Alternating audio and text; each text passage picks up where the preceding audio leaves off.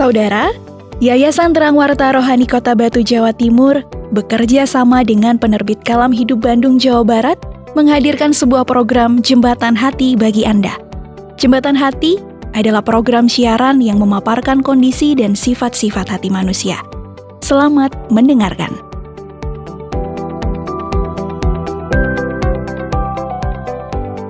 Saudara, selamat berjumpa dalam acara Jembatan Hati. Acara ini hadir bagi saudara, siapa saja yang ingin mengetahui tentang hati manusia dengan sifat dan karakter yang ada di dalam dirinya sebagai karya ciptaan Tuhan. Hati manusia nampak dan tergambar melalui berbagai sifat di dalam dirinya. Dalam hati manusia itulah Tuhan, Allah Sang Pencipta menghendaki agar sifat-sifatnya yang penuh dengan hal-hal yang mulia menjadi nyata di dalam diri karya ciptaan yang diciptakannya sempurna adanya. Saudara, pernahkah saudara mengeluh? Jika boleh saya katakan, hampir semua manusia di dunia ini pernah mengeluh. Ada banyak hal dalam hidup manusia yang dapat dikeluhkan karena manusia menghadapi banyak kesulitan yang begitu berat dalam hidupnya. Banyak manusia yang harus berjuang, bekerja keras menjalani hidupnya. Belum lagi hubungan atau relasi antar sesama yang sering diwarnai dengan perbantahan, pertengkaran, percekcokan, perselisihan, bahkan sampai permusuhan dan perbuatan jahat yang saling menciderai satu sama lain. Salah satu hal yang menimbulkan keluhan dalam hidup manusia adalah kesulitan dalam mengendalikan diri.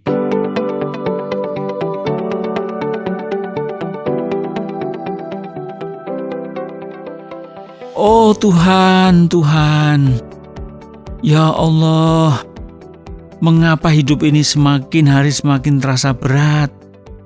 Bencana di mana-mana terjadi, banjir bandang, gempa bumi, tsunami, gunung meletus, tanah longsor, angin puting beliung, bahkan badai topan, bencana penyakit, bahkan sampai terjadi pandemi.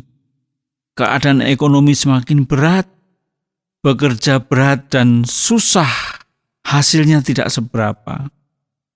Hasil pertanian menurun, berdagang juga hasilnya tidak seberapa. Penghasilan saya tidak cukup untuk memenuhi kebutuhan sehari-hari. Mana harga-harga merambat naik terus.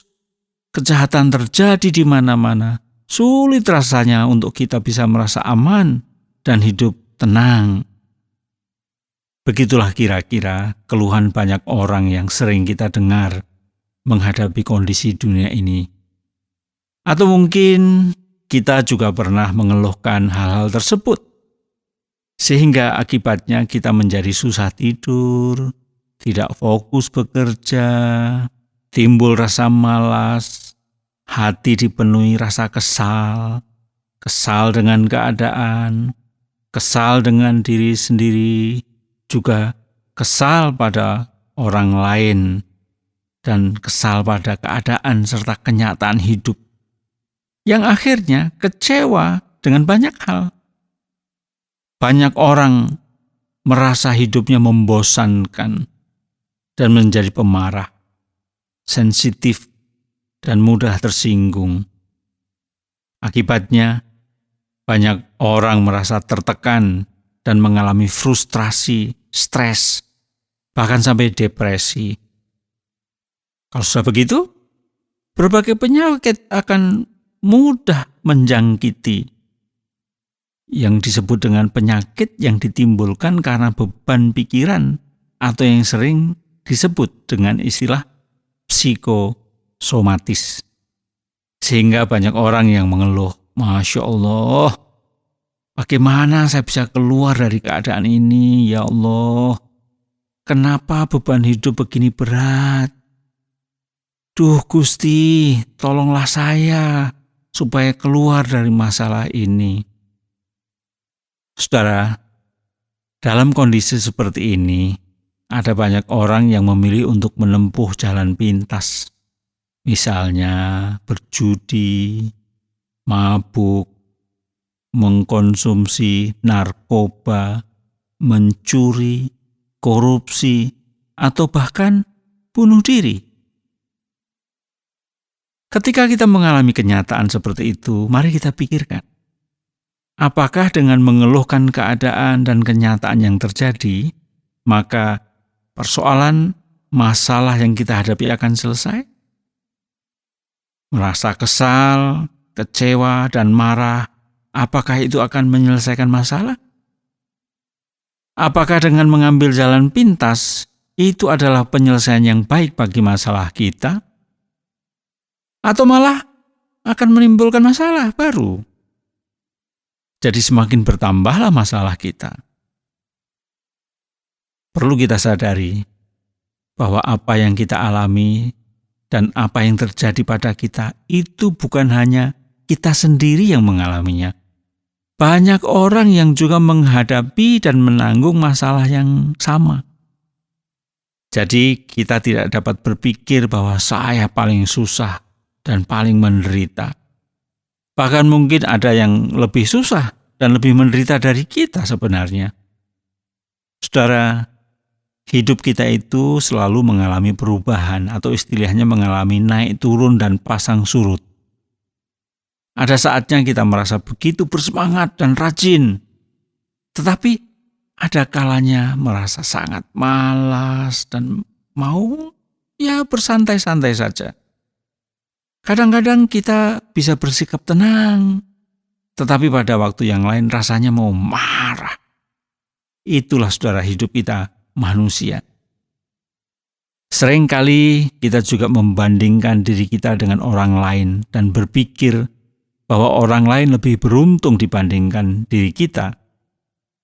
Kita pikir orang lain lebih berkecukupan, lebih beruntung karena hidupnya serba ada, punya istri cantik, anak-anaknya lebih manis, lebih pintar, dan berpendidikan tinggi. Karena semua yang kita lihat dari luar itu, kita berpikir bahwa orang lain sangat enak hidupnya. Saudara, kita harus mengubah cara berpikir kita dengan cara jangan melihat orang lain dari sisi luarnya atau apa yang nampak, apa yang kelihatan saja. Ada satu nasihat, jangan hanya melihat ke atas, hanya melihat kepada yang lebih dari kita, maka kita akan merasa kecil, rendah, dan tidak ada apa-apanya dibanding orang lain. Tetapi lihatlah juga ke bawah, kepada yang lebih susah dari kita, maka kita akan melihat bahwa ada yang lebih susah dan lebih menderita dari kita. Ada pula pepatah yang mengatakan bahwa hidup manusia itu saling melihat atau saling memandang satu sama lain. Yang satu memandang yang lain lebih enak dan sebaliknya. Ada juga pepatah lain yang mengatakan laut yang nampak tenang di permukaan, tidak ada yang bisa menduga di dalamnya. Maksudnya, sepertinya permukaan air laut tenang, tetapi di bawahnya mungkin ada arus yang kuat, yang deras, dan kita tidak tahu karena kita tidak melihat. Demikian juga kita, saudara. Kita manusia ini tidak bisa menilai orang lain hanya dari sisi luar saja. Dan kemudian kita membandingkan dengan diri kita seolah-olah kita tidak ada artinya. Orang yang dalam pandangan kita nampaknya berkecukupan, kaya, rumahnya besar dan mewah, memiliki perusahaan atau pekerjaan bagus dengan penghasilan besar, aset-asetnya dan simpanannya di bank sangat besar, ibarat tidak habis 7 turunan, mobilnya ada beberapa. Pasti orang seperti itu sangat bahagia karena tidak ada masalah dalam hidupnya. Padahal saudara, kita tidak tahu bahwa orang seperti itu juga memiliki beban dalam hidupnya. Mungkin dia sering kurang tidur demi menyelamatkan perusahaannya, supaya karyawan tetap menerima gaji dan tidak melakukan demonstrasi atau protes, supaya hutang-hutang di bank bisa dibayar, supaya produksi pabriknya atau usaha jasanya laku. Belum lagi menghadapi persaingan usaha, atau mungkin ada saingan bisnis yang hendak bertindak curang dan jahat. Rumah yang besar harus dipasangi kamera pengawas dan berbagai alat pendeteksi. Supaya apa? Tujuannya supaya aman, saudara. Orang yang kita pandang kaya atau berada, yang kita pandang hidupnya enak dan nyaman, sangat mungkin juga memiliki banyak ketakutan. Ada juga rasa khawatir nanti sakit dan bisa mati. Bagaimana masa depan anak-anaknya kalau dia mati? Sanggupkah mereka melanjutkan kerajaan bisnis yang dibangunnya? Dan masih banyak hal yang lain, saudara. Masya Allah. Ternyata begitu banyak juga masalah yang dihadapi oleh orang yang kita pandang kaya, kita pandang makmur, dan kita pandang enak hidupnya itu. Orang yang nampak hidup sederhana mungkin tidak banyak menghadapi masalah yang rumit dan bahaya. Bisa tidur nyenyak, tidak banyak ketakutan dalam hidupnya meskipun makan seadanya. Dalam menghadapi beban dan kesulitan hidup, mungkin ada orang yang berusaha melarikan diri dengan mabuk, menikmati narkoba atau obat-obatan terlarang supaya bisa melupakan masalahnya. Tetapi itu hanya akan membawa kita melupakan sementara waktu. Setelah efek minuman atau narkoba itu hilang, masalahnya tetap ada dan belum terselesaikan. Alih-alih masalahnya selesai, yang terjadi justru memperparah keadaan. Ada beban tambahan, yaitu pengeluaran yang lebih besar untuk hal yang tidak perlu dan tidak penting. Minuman keras dan narkoba itu akan merusak pikiran dan tubuh kita menjadi kecanduan dan ketergantungan, sehingga kita tidak dapat berpikir layaknya orang waras. Saudara, bagaimana kita bisa menghadapi dan menjalani hidup kita dalam kenyataan hidup yang demikian? Adalah penting untuk mendekatkan diri kepada Tuhan, pada Allah dengan ibadah, agar kerohanian kita terjaga, dan juga bergaul dengan orang yang juga tekun beribadah, sehingga kita dapat menghadapi kenyataan hidup kita dan mampu untuk mengendalikan diri, karena pergaulan yang buruk akan merusak kebiasaan yang baik, dan pergaulan yang baik akan membuat sifat atau karakter kita semakin baik.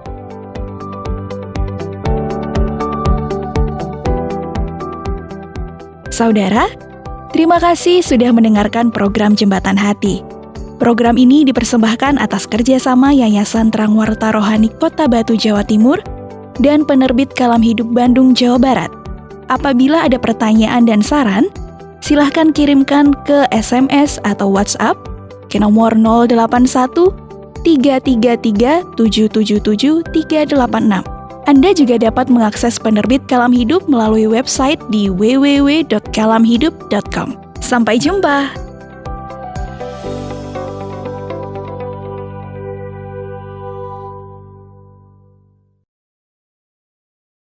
Terima kasih Anda sudah mengikuti program kami. Jika Anda diberkati, jangan lupa like, komen, dan share supaya Anda tidak ketinggalan setiap program terbaru kami. Jangan lupa juga untuk subscribe channelnya dan nyalakan loncengnya. Jika Anda ingin mendukung pelayanan kami, bisa melalui rekening kami berikut ini atau menghubungi kami di sini.